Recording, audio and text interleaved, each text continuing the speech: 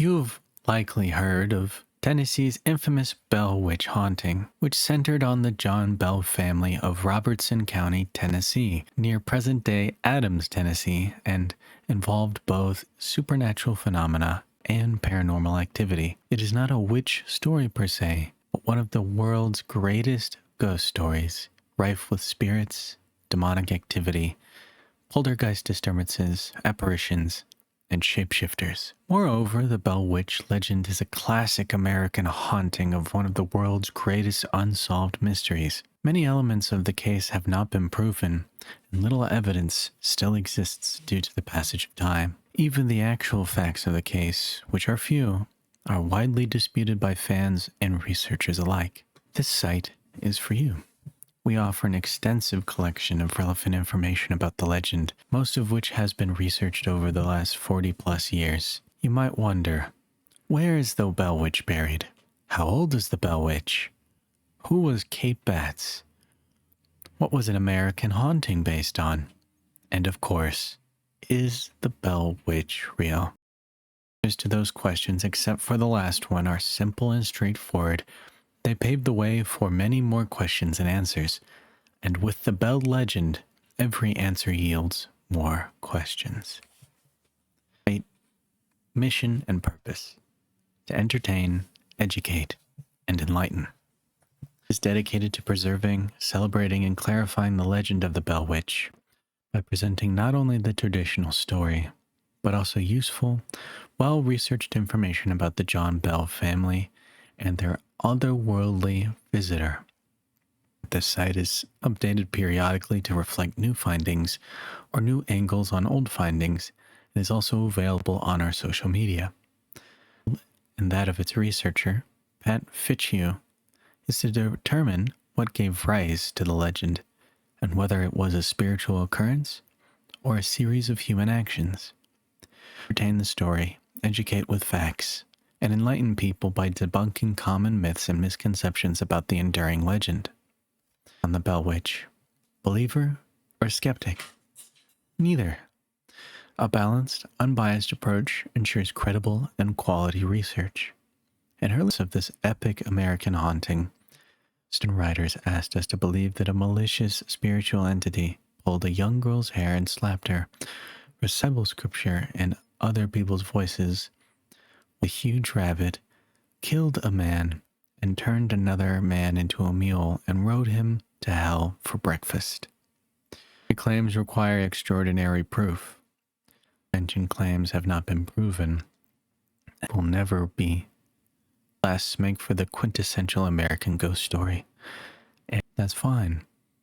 There is both a storytelling aspect of the Bell Witch legend and a scholarly aspect that deals with determining what gave rise to the legend. It covers both. Prove or disprove the spirit's existence. We are here to entertain people with traditional story and research what gave rise to it, whether supernatural or human. I don't want to just read out this entire website. I want to go over the legend told.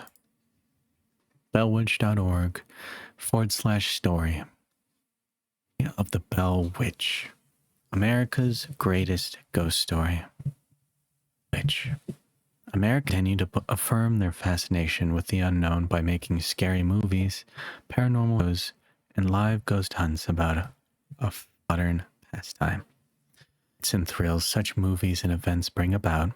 People want something more and different, something that intrigues them, something they can focus on and give intelligent thought to.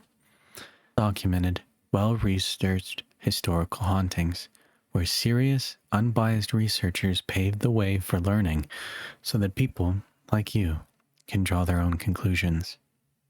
Bell Witch centers on the John Bell family of Red River, Tennessee, now and the spiritual haunting they endured between 1817 and 1821. Films and ghost stories. The early 1800s Tennessee haunting involved real people and places. To solve it, or come even close. These led to Dr. Nandor Fodor, a noted lawyer turned parapsychologist, to call the legend America's greatest ghost story. 200 years, and the Bell Witch legend is still making waves. There are Bell Witch books, several Bell Witch movies and documentaries, and there are always several more in the works. Quote, whether the case's origin was spiritual or human, it remains an epic, classic American haunting. Mystery like no other. A witch story presented below is to provide a brief overview of the legend. For the fun of the Bell Witch legend, North Carolina plus Tennessee plus Mississippi from the early 1900s, or 1800s, to present day, including annotations, charts, footnotes, historical endnotes, and discussions, and other resources, please buy a signed, personalized copy of The Bell Witch by Pat Fitzhugh, the owner of this website. A book from Amazon. If you have any questions that are not answered, please ask the site's owner, a 40-plus year Bell Witch researcher. And below is the, quote, classic version, unquote. Currently, Tennessee in the 1817 to 1821 period. Story, a very controversial one at that. Historical information pertaining to the legend's characters, please see real character biographies on this website. For research look at the legend's key background elements, please see the Bell Witch Essays section. The legend in general, ask the FAQ page. And, above all else, thank you to the Bell Witch site. The Bell family prior to the haunting.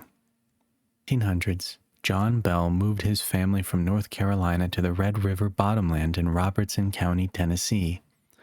Red River community, which latter became the present-day Adams, Tennessee. Some land and a large house for his family.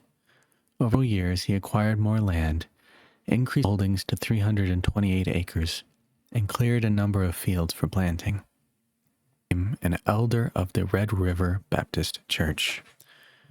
Lucy Bell had 3 more children after moving to Tennessee. A very happy and successful life at the Red River settlement. Of an illustration of a house. The Bell family homestead. Zone 0 of the Bell Witch haunting. Occurrences commence. 1817, John Bell was inspecting his cornfield when he encountered a strange-looking animal sitting in the middle of a corn row. The appearance of this animal, which had the body of a dog and the head of a rabbit, Bell shot several times. Finished. This was the first documented manifestation of the entity. Bell thought nothing more of the incident, at least not until after dinner.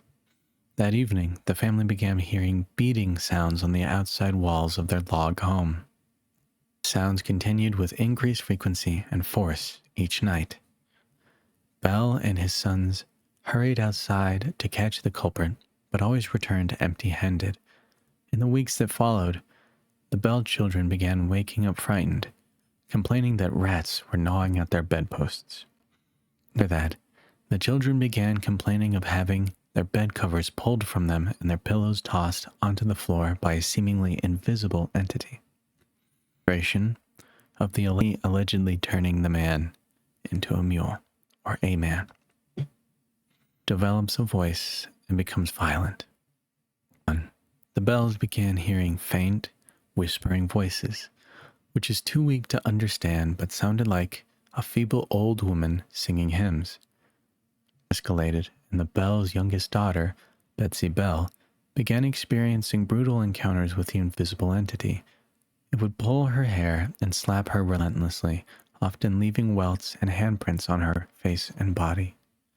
This, about which John Bell had vowed his family to secret, finally to the point that he shared his family trouble with his closest friend and neighbor, James Johnson. First, Johnson and his wife spent the night at the Bell home.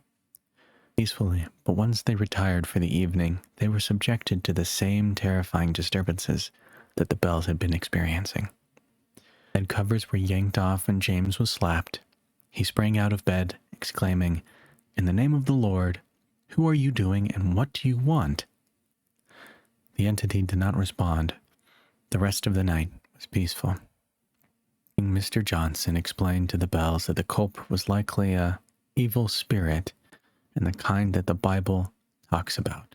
Quote, strengthened over time and became loud and unmistakable. At saying Kim's quoted scripture, carried on intelligent conversation, once even quoted one word for word 2 sermons that were preached at the same time on the same day, 13 miles apart. Supernatural phenomenon soon spread outside the settlement, even to Nashville, where then Major General Andrew Jackson became interested in the so-called Bell Witch.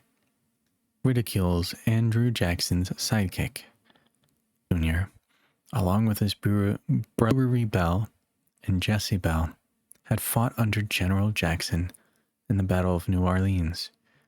A few years later, in 1819, Jackson heard about the disturbances at the Bell home and decided to pay a visit and investigate. Entourage, consisting of several men, well-groomed horses, and a large wagon approached the Bell property. The wagon jolted to a sudden stop. It had become stuck in the muddy creek bed, and the horses were unable to pull it. At least that's what the men thought. Illustration of Andrew Jackson's entourage coming to investigate the haunting. Minutes cursing and trying to coax the horses into pulling the wagon, proclaimed, "By the eternal, boys, that must be the Bell Witch." Suddenly, a disembodied female voice told Jackson that they could proceed and she would see them again later that evening. Proceed across the property, up the lane, and to the Bell home. Jackson told old war stories while his entourage set up tents in John and Lucy Bell's yard. Claimed to be a witch tamer.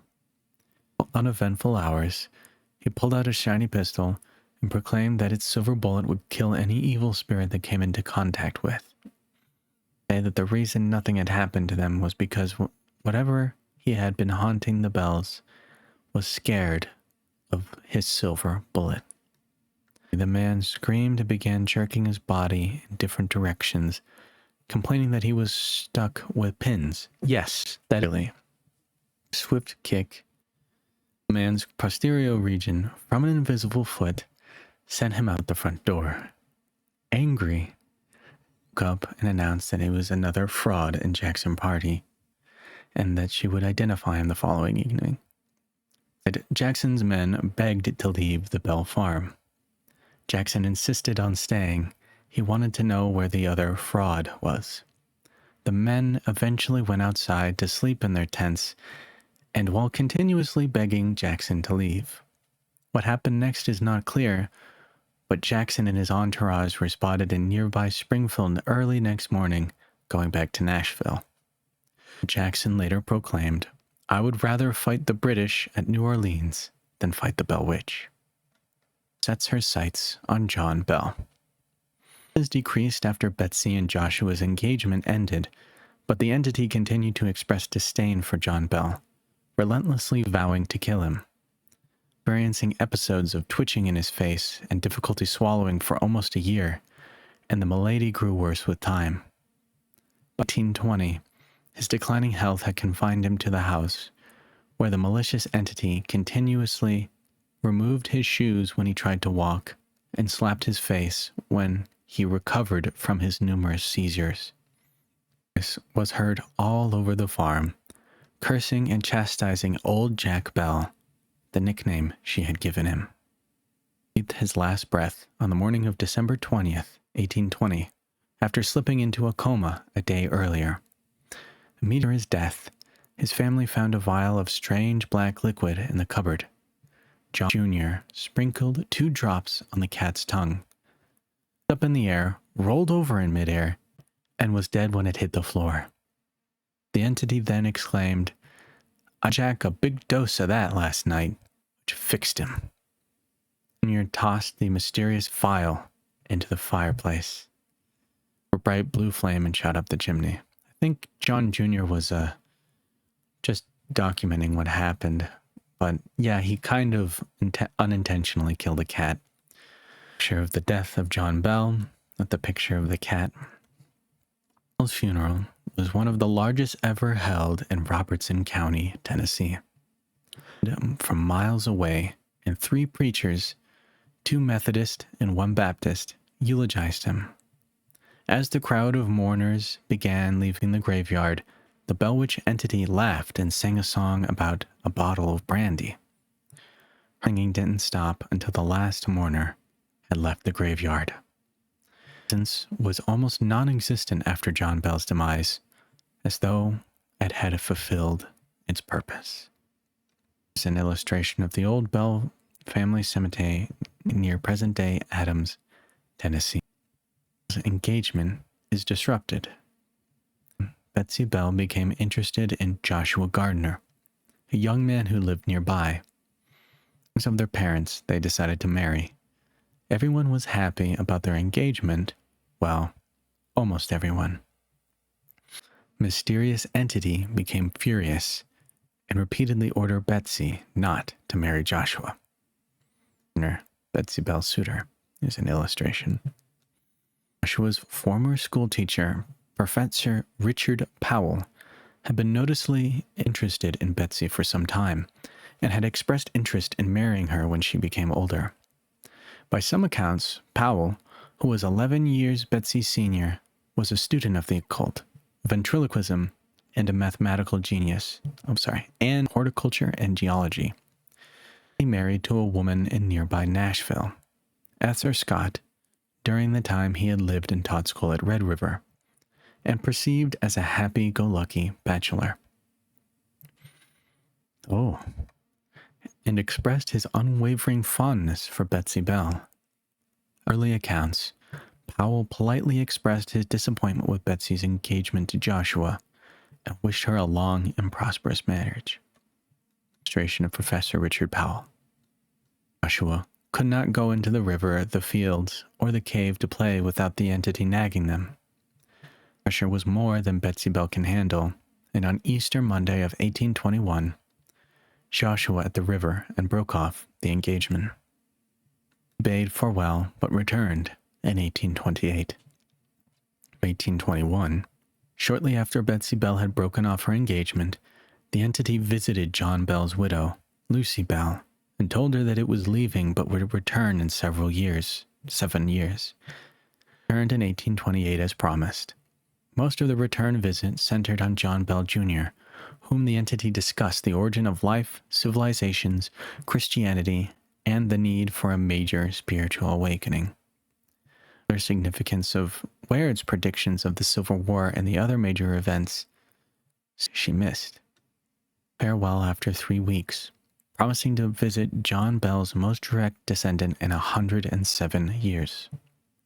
1835, and the closest living direct descendant at the time was Nashville physician Dr. Charles Bailey Bell, a neurologist and John Bell Sr.'s great-grandson. 1935 return. Before, Dr. Bell published a book about the Bell Witch, likely to raise awareness of the spirit's impending return.